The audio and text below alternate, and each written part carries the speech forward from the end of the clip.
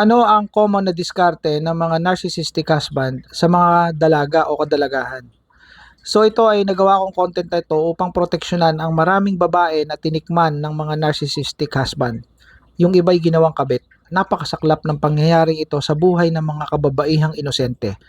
Lalo na yung mga bagong salta sa trabaho na pinagsasamantalahan ng mga narcissistic na mga workers doon, mga boss, mga narcissistic supervisor na may mga asawa, nakakaawa ang mga kababaihang ito. At sa iba pang mga lugar at iba pang mga places, napakarami kong mga followers ang nabiktima ng narcissistic husband o itong mga narcissist na ito. So yung iba'y ginawang kabit, yung iba'y tinikman lang. Tapos ay hindi na pinansin. Yung iba naman ay tinikman tapos nawala yung husband, nawala yung lalaki, no? O kaya ay pinalitan ng iba. So one woman to another woman, titikman, iiwanan, titikman, iiwanan. Halimbawa, okay, itong katrabaho niyang ito, titikman niya to. Tapos pagkalipas na natikman na, yun namang isang katrabaho, titikman din.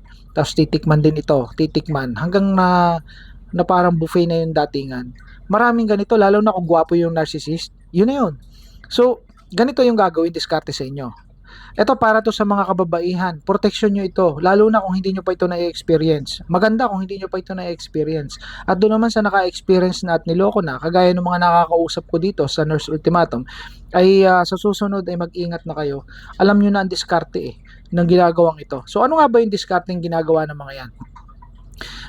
Ang gagawin ng mga yan, palalabasin ng mga yan na hindi na maganda ang samahan nila ni Mrs. niya. Palalabasin niya na sila ay lagi magkaaway, lagi siyang inaapin ni Mrs.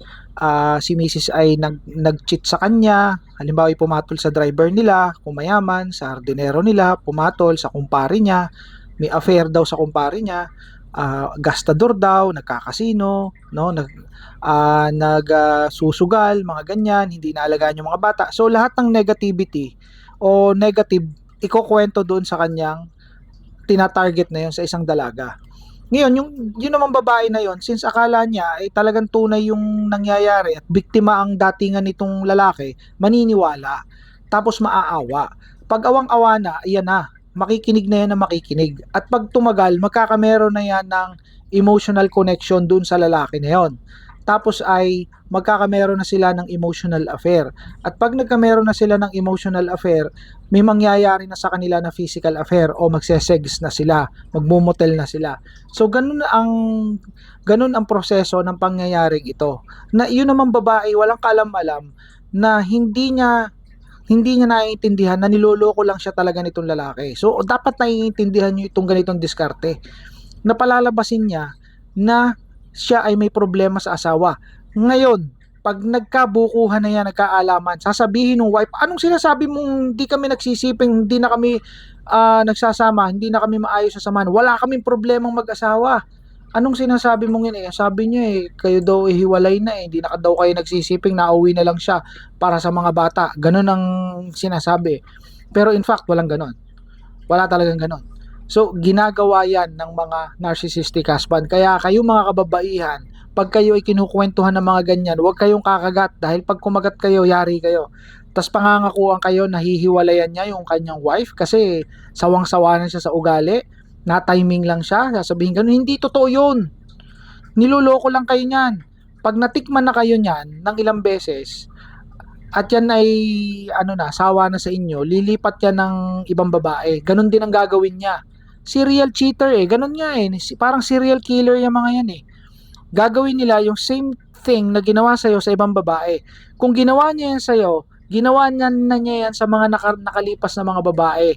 So, inire-repeat lang niya yung kanyang technique o yung style niya na ginagawa. Nakapanood na ba kayo ng mga movies na mga serial killers or yung mga mga movies na related sa binabanggit ko, 'di ba? Sa Netflix, ang daming ganyan sa Netflix Ganon din 'yun yung ginagawa ng narcissist, may pattern ng narcissist. Ngayon, kailangan aware kayo doon sa pattern na 'yon. Na palalabasin niya na may problema silang mag-asawa. Ngayon, pagka nagalaw na kayo, ito na, magbabago na yung statement na matutwist na yung statement. Uy, kailan mo ba ako siseryosohin? Kailan tayo magsasama? Kailan mo ba iiwanan yung asawa mo? 'Di ba? Kasi sabi mo asawang-sawa ka na eh, no, ganyan ganyan. Para na lang sa mga bata. Sasabihin nun ni, alam mo, ayaw kitang madamay eh. Sasabihin nung lalaki, hindi ko intensyon. Palalabasin pa niya na siya yung magandang intensyon. Hindi ko intensyon na ikaw ay mapasok sa gulo. Anong gulong sinasabi mo? Eh, may asawa, alam mo namang may asawa ako eh. O, 'di ba? So nababago na yung sistema. Nababago na yung sinasabi niya kasi nga hindi totoo yung sinasabi niya. So, i-discard na niya kayo. I-discard na didispatchahin na niya kayo sa pamamagitan ng pagsasabi ng ayaw ko kitang madamay, meron ka pang ibang lalaki na magseseryoso sa iyo, yung binata, ganang-ganan. Dinidiscard ka na niya, natikman ka na niya eh. Nagamit ka na niya eh. So, gusto na niyang tumikim uli ng ibang babae eh. Halimbawa, nakikita niya na may bagong apply uli na trabaho na babae dun sa workplace. So, yun naman ang kanyang didiskartehan. Same thing. So, ganun ang mangyayari doon. So, it will be a cycle, paulit-ulit na mangyayari yan. Kaya ang dami niyang natitikman na ka-workmate. May kilala ba kayong ganyan? Comment down below. Kung hindi naman, customer niya, o kaya ay kliyente niya, no? O kaya kung sa school, kaklase niya, o sa ibang department, no? So, something like that. Ay nako, napakaraming mga nabiktima nitong mga narcissistic husband na to. Mag-ingat po kayo. Bye for now.